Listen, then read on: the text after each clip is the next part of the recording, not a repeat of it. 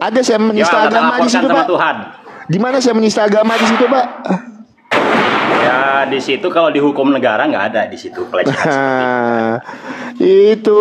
Pelecehannya ada Bangku, tetapi Apa? pelecehannya itu terhadap Tuhan. Jadi nanti kita laporkan sama Tuhan saja. Sebentar, Pak. Pelecehannya di mana, Pak? Oke, kita diskusikan ini, Pak. Pelecehannya di mana? Ya, nggak apa-apa Bangku. Seketika Bang ingin melaksanakan syariat Islam, tetapi bukan karena Tuhan. Nah, jadi kan Tuhan Maha Tahu nih. Iya. Nah, Gitu. jadi begitu. Jadi kalau Sebentar, Pak. Secara Sebentar. negara enggak apa-apa tuh. Sebentar ya, Pak ya. Ini bukan terjadi sama saya aja, Pak. Banyak, Pak ya. Di agama Oh, ya, Kristen pun banyak. Orang Banyak. masuk Kristen Banyak. karena tujuannya cuma mau menikah. Banyak kan seperti itu. Apakah dia melecehkan tuh agama Kristen? Melecehkan Tuhannya maksudnya. Itu. Kan Tuhan kan gini aja lah. Saya mau datang ke rumah abangku gitu ya. Nah, tapi maksudnya tertentu gitu. Nah, sekarang gini, Pak. Kira-kira. Namanya bersaksi tentang kebaikan Tuhan, gitu kan? Namanya bersaksi itu A ya katakan A, B ya katakan B. Nah sekarang teman-teman yang di bawah kan tahu, Bapak tahu. Kalau saya berdiskusi, kalau saya bilang misalnya saya masuk Islam karena keinginan hati saya. Terus saya mempelajari agama Islam gitu kan. Terus saya berdiskusi bahas agama Islam. Itu baru suatu penistaan untuk saya, Pak. Karena saya tidak tidak menceritakan yang sebenarnya. Tapi ketika saya garis bawahi dulu, saya bilang tadi, saya masuk Islam bukan dari keinginan hati saya mendapat hidayah, tidak. Tapi karena saya punya motif lain, saya ingin menikah. Itu kejujuran hati saya. Saya harus katakan itu. Karena saya masuk Islam, saya ingin menikah. Oke abangku, saya paham itu. Mohon maaf agak recap ya karena memang saya lagi. Nggak masalah Pak. Silakan Pak. Ya begini teman-teman, motif setiap orang itu berbeda, ya. Dan itu sifatnya adalah privasi. Ya. Kalau sifatnya itu memang secara publik, nah itu baru. Atau dulunya waktu abang ini mau menikah itu ngomong langsung, nah itu bisa. Ya. Nah kalau sekarang udah nggak mungkin, bukan seperti itu. Ya ada tetangga dulu saya masuk Kristen karena memang dinikahin kan gitu. Nah cuman ada abangku begini abangku. Ya saya wajar sih dari keluarga yang recok kali ya. Mohon maaf. Aman. Jadi saya wajar sih. Kalau dari keluarga yang seperti itu abang sekarang Kristen ya wajar sih kan gitu. Cuman kalau dari abang yang cerita tadi tentang keyakinan itu berdasarkan dari peristiwa ini ya kemudahan hidup lah ya. Bukan kemudahan ya. Akhirnya yang saya dapatkan sekarang Pak ya.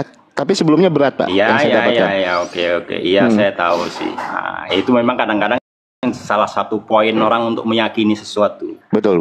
Jadi itu fakta. Banyak yang lain juga. Ada yang nanti masuk ke agama A, B, C, D juga dengan alasan yang demikian juga ada. Iya. Nah, yang saya mau tanyakan abangku, ini penting dan ini secara umum. Apakah kebenaran itu, ya? Apakah kebenaran sebuah keyakinan itu berbanding lurus atau selaras dengan kebenaran akal? Ya, kebenaran akal dan keilmuan. Atau bertolak belakang. Apakah kebenaran keyakinan itu selaras atau berbanding lurus dengan akal sehat atau bertentangan? Gitu aja, itu penting. Itu umum sebetulnya. Saya tanya semua, bahkan sama ateis sama Islam pun. Oke, silakan. Siap. Saya juga nggak ada cok. Ya, Pak Prof Akal, terima kasih ya. Jadi gini, saya jelaskan dulu itu dari awal ya. Jadi teman-teman jangan salah paham ya. Ketika saya berdiskusi, ketika saya memirroring, bertanya tentang iman kalian, itu saya tidak mempelajari agama Islam secara benar ketika saya berpindah agama ya. Karena apa? Motifnya udah berbeda, bukan dari keinginan hati saya, tapi karena saya punya motif tertentu. Itu yang saya mau terangkan dulu buat teman-teman. Nah, kalau Bapak tadi, apakah yang saya alami itu sesuai dengan akal? Betul seperti itu Pak ya? Kurang lebih seperti itu, betul Pak ya? Bukan, ini secara umum, secara umum. Kalau abang itu kan yakin karena ada peristiwa, Yes. kemudahan-kemudahan hidup. Ah. Ada juga orang yang masuk Islam dengan alasan yang seperti itu. Ada juga yang masuk agama yang lain-lain juga alasan yang kemudahan-kemudahan yang tadinya mungkin kurang baik setelah masuk agama tertentu jadi baik. Itu alasan-alasan yang memang pernah disampaikan oleh orang yang pindah agama karena yang lain. Jadi yang saya tanyakan ini yang umum kita, yang dasar dulu, dasar cara kita berpikir, dasar cara kita meyakini sesuatu. Oke. Apakah kebenaran sebuah keyakinan apapun ya, itu selaras atau berbanding lurus atau bertolak belakang dengan kebenaran akal sehat? Nah, itu. Oke, saya jelasin ya buat Pak Prof Akal. Jadi gini Pak, tujuan kita beragama itu supaya hidup kita lebih baik. Kalau hidup kita lebih buruk, ngapain kita beragama? Ngapain kita percaya sama Tuhan? Kita ateis saja. Itu. Jadi tujuan pertama kita beragama itu supaya hidup kita lebih baik. Nah, saya ceritakan tadi itu.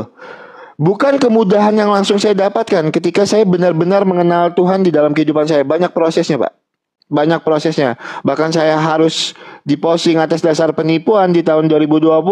Semua proses itu saya alami. Dan kalau bicara tentang akal saya sekarang, kenapa saya sangat meyakini kalau Tuhan Yesus itu adalah Tuhan dan Juru Selamat? Karena apa yang tertulis juga di dalam Alkitab, Amsal 23 ayat 18. Karena masa depan sungguh ada dan harapanmu tidak akan pernah hilang. Itu. Terus ada tertulis juga, carilah dulu kerajaan Allah, maka segala sesuatunya akan ditambahkan kepadamu. Dulu saya diproses Tuhan Pak. Saya mengalami ujian-ujian. Ujian yang saya alami luar biasa. Tapi ketika saya menyadarinya sekarang, ujian itu terjadi di dalam kehidupan saya Pak, supaya saya bisa lebih mengenal Tuhan, supaya saya tidak mengandalkan diri saya Pak. Saya berserah sama Tuhan. Dulu saya hidup, saya selalu mengandalkan diri saya. Saya tidak pernah percaya kepada Tuhan. Itu. Tapi yang masuk akal untuk saya sekarang, ketika saya hidup berserah dengan Tuhan, walaupun dengan semua ujian yang berat, walaupun saya harus diposting atas dasar penipuan dulu, saya harus jadi sampah masyarakat dulu, saya harus menjadi seorang pengguna narkoboy dulu. Tapi Tuhan Yesus merubahkan saya Pak. Tuhan Yesus merubahkan saya menjadi pribadi yang baik, pribadi yang takut akan Tuhan. Maka dari itu saya bilang sama Bapak, saya akan percaya dengan agama yang membawa perubahan hidup di dalam kehidupan saya. Bukan berarti, saya garis bawahi lagi, bukan berarti karena saya pernah masuk agama Islam tidak baik, tidak. Karena apa? Saya masuk agama Islam dan saya tidak mempelajari agama Islam secara benar karena bukan dari keinginan hati saya, tapi keinginan daging saya karena ingin menikah, bukan hati. Itu ya, bukan karena keinginan hati saya. Bukan saya bilang kalau agama Islam adalah agama yang jelek, tidak. Saya harus jujur, semua agama mengajarkan kebaikan. Islam, Hindu, Buddha, Kristen, Konghucu, semua agama mengajarkan kebaikan. Tidak ada agama yang mengajarkan kejelekan. Itu. Nah, saya akan percaya Pak sama Tuhan yang mujizatnya nyata di dalam kehidupan saya, dan itu masuk akal untuk saya ketika saya mengalami semua proses ini. Apa yang tertulis di dalam Alkitab itu semuanya nyata saya alami di dalam kehidupan saya Pak. Seperti yang saya bacakan tadi, Amsal 23 ayat 18, karena masa depan sungguh ada dan harapanmu tidak akan pernah hilang. Itu yang pertama. Dan yang kedua, carilah dulu kerajaan Allah, maka segalanya akan ditambahkan kepadamu. Bukan berarti saya langsung dapat enaknya aja seperti ini, seperti saat ini, tidak Pak. Bahkan saat ini pun masih banyak kekurangan yang harus saya hadapi. Itu. Untuk biaya pernikahan tanggal 26 Oktober ini aja masih kurang, tapi saya yakin dan percaya Tuhan akan cukupkan itu. Tuhan akan kasih berkat untuk saya. Itu bukan berarti saya sekarang hidupnya enak. Itu. Tapi saya yakin Pak, ketika saya berserah kepada Tuhan, Tuhan akan kasih berkat untuk saya, supaya saya bisa melangsungkan pernikahan saya di tanggal 26 Oktober ini Pak. Itu. Nah, kurang lebih seperti itu Pak Prof Akal. Silakan Pak tanggapi Pak. Ya, saya sudah mendengar tentang kesaksian Bapak Abang. Ya. Sebetulnya yang saya maksud bukan itu, karena kan memang akal ini diciptakan oleh Tuhan itu adalah berfungsi untuk mengenal segala sesuatu. Betul. Mana yang baik, mana yang salah, mana yang buruk, mana yang benar, mana yang salah. Maka hal yang paling mendasar bagi kita dalam kehidupan ini. Nggak masalah, lanjutkan nanti Pak, nggak masalah Pak. Aman kok, aman masih. Di dalam kehidupan ini, apakah kebenaran keyakinan, ya, keyakinan agama ataupun apalah ya, ini selaras dengan kebenaran akal sehat ataukah bertentangan? Kalau jawaban kawan-kawan itu rata-rata kalau dia berpikir dengan apa ya selalu selaras, karena memang fungsi akal itu adalah untuk membedakan mana yang baik dan mana yang benar. Betul. Gitu. Bukan cerita abang itu yang saya pingin jawabannya. Oh gitu. Cerita abang itu. Yes. Kalau Bapak bilang tadi gimana itu? Kalau menurut abang gimana? Ya maksudnya gini Bang ya.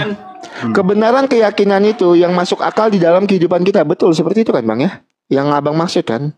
Itu. Ya masuk akal gitu. Nah yang masuk akal kan ya kan saya bilang tadi Pak.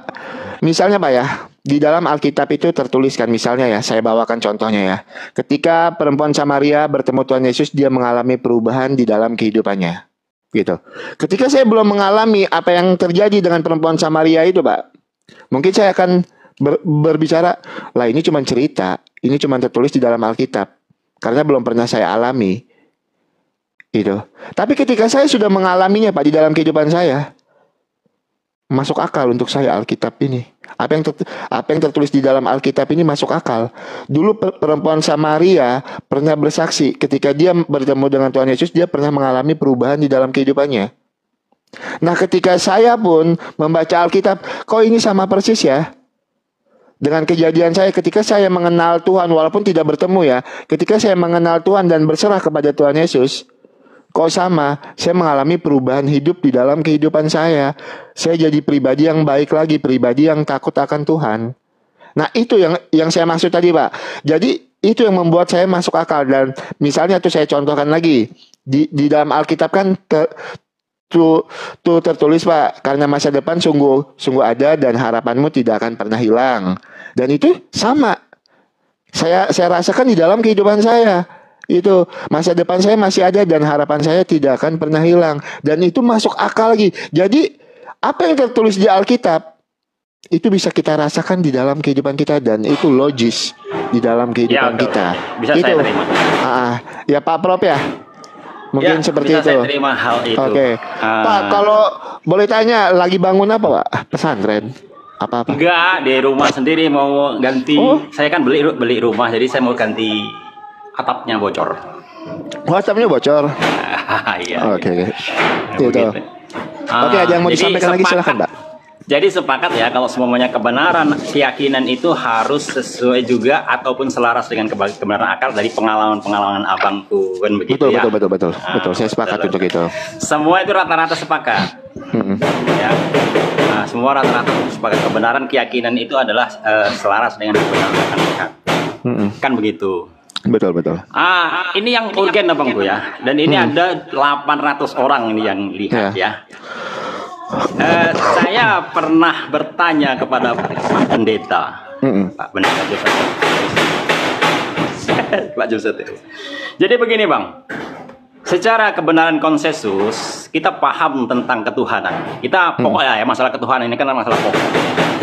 Ya orang kalau apabila disebut Tuhan, ya pastilah memahami bahwa Dialah Sang Maha Pencipta. Betul. Sang Maha Kuat. Ya, yang menciptakan segala sesuatu, yang maha kuasa menguasai segala sesuatu. Dialah Tuhan itu tadi ya, yang maha besar, yang menciptakan alam semesta yang begitu besar ini. Ya, dan tentu saja dia pasti maha kuat karena sumber dari segala energi alam semesta adalah dia. Jadi kan kawan-kawan abang tuh selalu mengatakan Yesus adalah 100% Tuhan. Betul. Bisa nggak abang berikan jawaban yang bisa diterima dengan akal sehat? Sebagai sumber dari energi, Tuhan itu adalah sumber dari energi alam semesta ini. Dia bisa berjalan di muka bumi. Sedangkan matahari yang sebagai ciptaannya saja, apabila mendekati bumi ini lebih dekat sedikit aja, nggak banyak-banyak. Apalagi kalau sampai 100 meter, maka bumi akan hancur.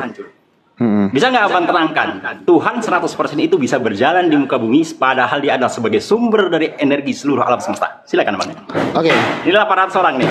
Yes, Tuhan sebagai sumber itu bisa berjalan di atas bumi ini. Oke Pak, Bapak harus paham dulu kalau Bapak bertanya seperti itu, Pak. Yang datang ke bumi ini, Pak, bukan Bapak yang sang sumber itu, bukan. Gitu. Yang datang ke bumi ini bukan Bapak yang sang sumber itu. Bapak itu berdiam di dalam terang yang tidak terhampiri, Pak. Tidak ada satu orang pun yang dapat mengenal Bapak. Tidak ada satu orang pun yang dapat mengenal Allah. Tidak ada satu orang pun yang dapat mengenal sang sumber itu. Tidak ada. Itu, Pak. Nah, tapi firman Tuhan itu menyatakannya, Pak. Sang firman itu nujul menjadi manusia. Yohanes 1 ayat yang ke-14. Saya bacakan untuk Bapak sebentar, Pak, ya. Yohanes 1 ayat yang ke-14. Firman itu telah menjadi manusia dan diam di antara kita, dan kita telah melihat kemuliaannya, yaitu kemuliaan yang diberikan kepadanya sebagai anak tunggal Bapa, penuh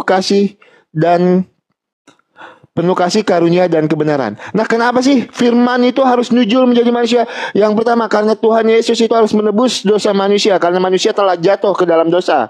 Upah dosa ialah maut, maka darah Tuhan Yesus sendiri yang mahal untuk menebus dosa manusia. Itu yang pertama. Dan yang kedua, kenapa Tuhan Yesus itu harus nujul menjadi manusia, harus datang ke dunia untuk menyatakan sang Bapa, untuk menyatakan Bapa yang kasih, supaya kita mengenal sang Bapa. Di dalam Yohanes 1 ayat 18, tidak seorang pun yang pernah melihat Allah. Yohanes 1 ayat 18, tidak seorang pun yang pernah melihat Allah, tetapi anak tunggal Allah yang ada di pangkuan Bapa, dialah yang menyatakannya. Itu. Jadi yang datang itu, Pak, bukan Bapa dan sang sumber, tetapi firman yang nujul menjadi manusia itu, Pak. Dia yang menyatakan sang Bapa. Supaya apa? Supaya kita mengenal Bapa, Pak. Nah, kalau memang Tuhan Yesus tidak nujul ke dunia ini, seperti apa kita mengenal Bapa? Nah, yang perlu saya garis bawahi, jadi jangan salah pikir tentang konsep ketuhanan dari kekristenan. Di dalam kekristenan itu, Pak, tidak melantik manusia menjadi Tuhan. Beda. Bukan manusia yang kami lantik menjadi Tuhan, tetapi firman yang nujul menjadi manusia. Yohanes 1 ayat 14 dan Yohanes 1 ayat 18 untuk menyatakan sang Bapa. Jangan salah berpikir, akan punya pikiran yang salah ketika kita berpikir manusia dilantik menjadi Tuhan. Beda. Tetapi firman yang nujul menjadi manusia. Itu, silakan, Mbak. Oke. Jadi begini, abangku. Apa sih bising ya? Jadi begini, abangku. Hal seperti itu sudah diterangkan. Dan itu adalah kebenaran keyakinan. Sifatnya itu adalah kebenaran keyakinan. Yang saya minta jawabannya itu adalah kebenaran penalaran akal. Yang harus lurus, ya, yang biasanya itu harus lurus di dalam kehidupan kita, itu pasti ya. Saya tadi kan katakan, seketika kita mengetahui secara konsensus, kata Tuhan itu adalah Dia yang Maha Kuasa. Ya. Itu kan Tuhan yang Maha Kuasa. Dia adalah Tuhan yang Maha Kuasa. Jadi seketika dikatakan Yesus adalah 100% Tuhan. Kan gitu kan? Yesus 100% Tuhan. Nah, jadi pastinya Dia Maha Kuasa dan pastinya Dia Maha Kuat. Jadi kalau abang sampaikan seperti itu, berarti Yesus itu bukan Maha Kuat ya? Maksudnya, bukan Maha Kuasa. Jadi kalau abang sampaikan seperti itu, bahwasanya sebagai sumber itu adalah Bapa, Yesus adalah bukan Bapa. Berarti gini. Yesus itu Tuhan. Tadi dulu abang, sedikit. Saya menanya, mohon maaf saya menanya supaya nanti bisa diterangkan nyambung dengan akal. Berarti Yesus itu bukan Tuhan yang Maha Kuat, bukan Tuhan yang Maha Kuasa. Apakah gitu? Oke, jadi gini, Pak, ya. Konteksnya itu Tuhan Yesus itu sepenuhnya manusia, sepenuhnya Tuhan. Ya. Makanya firman yang nujul menjadi manusia, Pak. Tuhan Yesus itu sepenuhnya Tuhan dan sepenuhnya manusia. Di sisi kemanusiaan Tuhan Yesus, Tuhan seperti manusia biasa, Pak. Mengalami haus, lapar, lelah. Di sisi kemanusiaannya. Tetapi jangan dilupakan, Tuhan Yesus juga sepenuhnya Tuhan. Makanya dari itu, Pak, Tuhan Yesus itu kan bangkit di hari yang ketiga, mengalahkan kuasa maut. Itu Tuhan Yesus itu bangkit di hari yang ketiga, mengalahkan kuasa maut. Nah, kalau Bapak berbicara tadi, misalnya gini ya, agama itu harus masuk di akal kita, harus sejalan dengan akal kita. Itu saya rasa gini Pak ya, jawaban saya itu masuk akal karena apa? Kita ini punya Tuhan yang maha kuasa, dan ketika kita bilang masa Tuhan jadi manusia, berarti secara tidak langsung kita membatasi Tuhan yang maha kuasa ini. Itu. Padahal Tuhan itu maha kuasa. Tuhan bisa jadi apapun yang Tuhan mau. Itu. Jangan batasi kuasa Tuhan. Yang saya mau tanya sama Bapak, Pak, di dalam ajaran Islam salah satu mujizat Nabi Muhammad adalah membelah bulan. Betul Pak? Betul. Tolong Bapak jelaskan itu secara ilmiah. Masuk akal nggak kalau bulan itu terbelah? Silakan Bapak jelaskan. Oke, sebelum saya menjawab itu, tentu saja saya menanggapi dulu apa yang menjadi jawaban Abang tadi. Ya. Seketika Abang mengatakan sepenuhnya manusia dan sepenuhnya Tuhan, ya kita tahu bahwasanya itu orang paham namanya Tuhan itu adalah segala sebagai sumber segala sesuatu yang maha kuat dan maha bijaksana, bahkan dia maha kuasaan gitu. Nah, jadi di sini terus terang mohon maaf abangku, nggak mengurangi rasa hormat saya, nggak bisa diterima dengan akal abangku. Kalau dia katanya sepenuhnya Tuhan, ya dia sepenuhnya Tuhan, tapi dia bisa berjalan di muka bumi. Berarti dia sepenuhnya manusia baru cocok. Tapi kalau sepenuhnya Tuhan itu nggak bisa. Mohon maaf sekali lagi bukan merendahkan, tetapi ntar dulu ya, mohon maaf. Tetapi secara logika sebagai sumber dari segala sesuatu, sumber segala kekuatan, dia yang maha besar itu tidak bisa diterima akal. Gitu dia. Nah, lanjut. Seketika Tuhan maha kuasa, dia bisa menjadi apa saja, itu adalah kalimat cacat logika. Karena dia kalau maha kuasa, dia nggak mungkin menjadi tidak maha kuasa. Karena antara maha kuasa dan tidak maha kuasa itu adalah hal yang bertolak belakang. Nah, jadi itu adalah cocok logika. Kedua, singkat saja itu ya. Yang selanjutnya, pertanyaan abang, bahwasanya tentang bulan terbelah. Apakah itu logika? Sangat logika abangku. Karena mukjizat itu diberikan. Mukjizat itu sesungguhnya Allah lah yang punya, diberikan oleh para nabi, termasuk Nabi Isa alaihissalam juga diberi mukjizat, bisa menghidupkan orang mati. Bukan Nabi Isanya atau bukan Nabi Muhammadnya yang melakukan sebenarnya. Semua atas adalah kehendak kuasa dari Tuhan yang maha kuasa itu sendiri. Ya, apakah masuk akal? Ya masuk akal. Begitu juga sekarang ketika Abraham dibakar hidup-hidup tapi tidak mati. Begitu juga ketika Musa membelah langit laut. Itu masuk logika, karena yang punya kerja dialah yang maha kuasa. Sementara Nabi Isa atau Yesus, Nabi Muhammad, semua itu diberikan. Mukjizat itu diberikan dari yang maha kuasa. Ah, itu jawaban saya, Pak. Oke, saya tanggapi sedikit ya Pak ya. Kan saya bilang tadi, ketika Bapak membatasi kuasa Tuhan, Bapak akan berpikiran tidak logik sekali kalau Tuhan itu nyujul menjadi manusia. Itu. Dan Bapak mau bilang kalau Tuhan Yesus itu 100% manusia.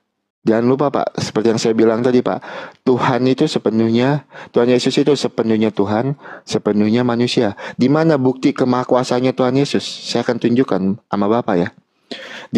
Karena saya orang Kristen, yang saya gunakan Alkitab Matius 11 ayat 27. Matius 11 ayat yang ke-27.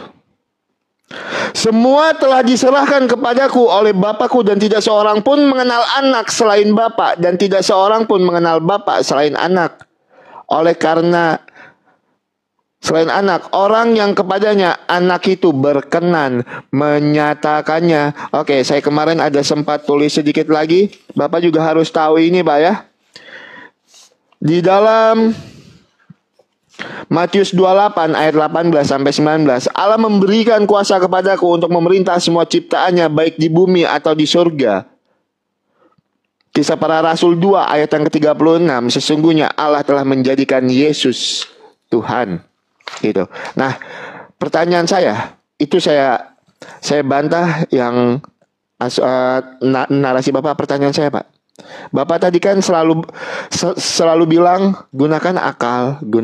Yang Bapak jelaskan tadi itu mujizat diberikan. Yang saya tanyakan Pak, mujizat itu bulan itu terbelah, bisa Bapak pertanggungjawabkan nggak dengan sains yang ada sekarang? Tunjukkan saya datanya di mana bulan itu bisa terbelah. Kalau memang ada, baru itu bisa masuk ke logik kita. Tunjukkan saya sainsnya di mana bulan itu bisa terbelah, bukunya apa yang menunjukkan bulan itu bisa terbelah. Silakan Bapak. Oke, sebelum saya jawab, jawabannya mudah dan singkat sih sebetulnya.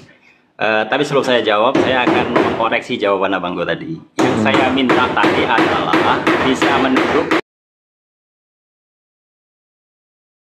kebenaran sesuai dengan keyakinan atau dalil ya. Itu kan Abang yakini, saya nggak meyakini. Maka itu bukan kebenaran menurut saya. Tapi kalau kebenarannya secara logika, baru bisa. Sekali lagi, yang dimaksud dengan sepenuhnya Tuhan, kita paham bahwasanya Tuhan itu maha kuasa, maha kuat, ya. Dan selanjutnya saya mengatakan, bukan saya yang membatasi Tuhan kalau Tuhan bisa menjadi apa saja, tetapi itu adalah kalimat cacat logika. Ya, orang-orang yang kalimat cacat logika yang mengatakan seperti itu justru menjadikan Tuhan itu terbatas, padahal Tuhan nggak pernah terbatas. Seketika Tuhan menjadi manusia, berarti Tuhan menjadi terbatas. Jadi cacat logika itu membuat orang-orang itu meyakini Tuhan menjadi sesuatu hal yang terbatas. Padahal Tuhan itu maha kuasa, tidak pernah terbatas. Oke. Selanjutnya tentang masalah sains, ya, tentang masalah sains. Sekarang Abangku, ya, belum ada yang bisa membuktikan itu benar atau salah kalau Nabi Muhammad SAW membelah bulan itu. Secara sains ini, orang sains pun tidak. Tar dulu, jangan ketawa dulu. Orang sains pun ke bulan itu dalam observasinya itu masih sedikit, Abang. Jadi kalau bisa membuktikan secara sains, ini bulan wilayah ini yang terbelah. Memang ada, mohon maaf. Di keterangan baik itu ada, Bangku, bahwasanya ada retakan-retakan. Mohon maaf, saya pribadi, retakan-retakan itu belum juga untuk menunjukkan. Karena apabila Tuhan yang membelah bulan, dia bisa menyatukan kembali tanpa ada retakan. Karena dia yang maha kuasa tadi kan. Jadi kalau secara sains nggak ada sains yang membuktikan kalau mukjizat Nabi Muhammad itu salah, Nabi Muhammad SAW itu salah, nggak ada, Bangku, nggak ada. Di mana dia bisa membuktikan sains kalau itu salah? Ya, dan soal itu adalah mukjizat, sama di antara kita. Mukjizat itu berdasarkan keyakinan karena itu hal yang sudah terjadi di waktu lampau. Tetapi banyak mukjizat-mukjizat yang lain seperti di laut ada api, ada sungai dan lain-lainnya. Saya nggak akan merangkan yang seperti itu. Itulah jawaban Abangku ya. Terima kasih. Kayaknya mungkin saya nggak lama lagi ya Bangku. Terima kasih. Diskusi sama Abangku itu mantap sekali. Dan saya tanggapin sedikit ya. Boleh saya tanggapin sedikit ya. Tapi nanti kapan saya mau masuk juga tentang masalah keyakinan atau boleh. Kapan ini? Kapan Bapak ada waktu, Bapak boleh naik ya. Silakan. Oke, saya tanggapi sedikit, Pak. Saya tanggapi sedikit ya. Bapak tadi kan mengajak saya bahwa keyakinan itu harus sejalan dengan kebenaran dan logika. Itu. Tapi ketika narasi Bapak itu saya arahkan kembali ke dalam iman Bapak tidak mampu juga membuktikan kebenarannya, Pak. Itu. Bapak tidak mampu membuktikan kebenarannya dan logikanya Bapak tidak mampu juga. Nah, Pak, kalau bicara tentang Tuhan Yesus pernah datang ke dunia, Pak, fakta sejarahnya ada. Itu. Fakta sejarahnya ada dan masih terjaga dengan baik sampai detik ini, Pak. Makanya fakta sejarah tentang kedatangan Tuhan Yesus itu ada. Misalnya, Pak, Flavius Josephus adalah sejarawan Yahudi yang paling terkenal dalam Antikis. Dia merujuk Yakobus sebagai saudara Yesus yang disebut Kristus. Ada sebuah bagian kontroversial 18:3 mengatakan pada waktu itu Yesus seorang yang bijak. Banyak, Pak, sejarawan Pak, yang membuktikan tentang kedatangan Tuhan Yesus. Fakta sejarahnya ada dan itu tertulis. Itu. Nah, makanya ketika Bapak tadi bernarasi, keyakinan itu harus sejalan dengan kebenaran dan logika. Makanya saya tanyakan hal itu sama Bapak. Tapi Bapak tidak mampu menunjukkan bukti yang akurat. Oke, Pak Prof. Akal, terima kasih banyak. Kalau ada kata-kata saya yang menyinggung perasaan Bapak, saya minta maaf. Mungkin saya suka diskusi sama Bapak lebih ke umum ya. Mungkin kapan Bapak ada waktu nanti kita bisa berdiskusi, Pak. Tapi sebelumnya saya mau ngomong ya sama netizen. Boleh, silakan. Abangku, semuanya, kalau kalian mau agama kalian dianggap baik, baiklah berucap, baiklah menulis. kayak abangku ini. Bagaimana orang nanti beranggap agama Islam atau Kristen itu baik kalau cara kita tidak baik? Betul. Diskusi kita tidak baik, tulisan kita baik, ucapan kita tidak baik. Bagaimana nanti orang ngapain awak masuk ke Islam, ngapain awak masuk Kristen? Orangnya aja pun macam-macam kayak gitu kan gitu kan. Betul. Jadilah orang yang bijak. Memang saya yakin orang yang beragama dengan agama apapun dan mengikuti agama yang dia ikutin pasti akan mendatangkan kebaikan di dalam kehidupannya, sikapnya, omongannya. Betul kan Abangku? Betul, saya setuju untuk ini Pak. Betul. Oke. Terima Luar kasih biasa ya. Abangku. Terima kasih Ya. Pak Prof. Akal salah satu saya kabur yang dulu. naik ke atas. Bilang kabur gak apa-apa lah kabur. Enggak. Kami nggak akan framing. Salah satu yang naik ke atas yang punya yang punya ini sangat luar biasa lah.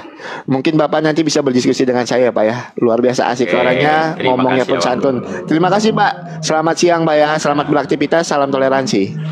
Oke, terima kasih Abangku juga. Terima kasih, semuanya. Yang Islam, assalamualaikum warahmatullahi wabarakatuh. Yang Kristen, siang semuanya. Semoga sehat selalu.